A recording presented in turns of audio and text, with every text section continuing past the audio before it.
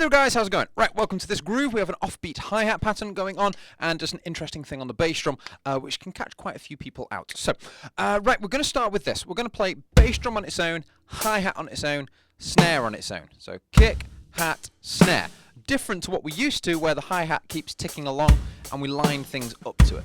So because this is an offbeat hi-hat groove, it means that the hi-hat is always on the ands. So 1 and 2 and 3 and 4 and, if we're counting it that traditional way. So 1 and 2, and then we have this. The next hi-hat is going to have a bass drum with it.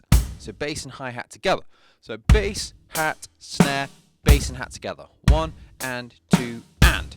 And then we're going to have a bass drum on its own, followed by a hat on its own, snare on its own, and hat on its own. So the whole second half is just kick, hat, snare, hat. So fairly straightforward pattern, but the tricky bit is trying to get that bass drum and that hi-hat together at the same time on the fourth note. So kick, hat, snare, together, then kick, hat, snare, hat. Keep repeating it, you get this pretty cool 1 and 2 and 3 and 4 pattern on the hi-hat, as well as an interesting kick pattern down below.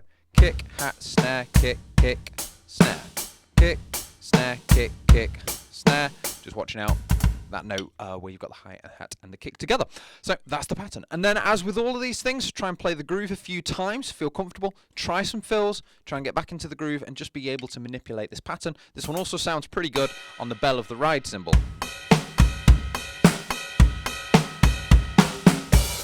And so on. So I'm going to do a little short solo now, just demonstrating that in a few ways. Starting on the hi-hat, I'll do some fills and then I'll play it on the ride and show you where you can take this. Here we go.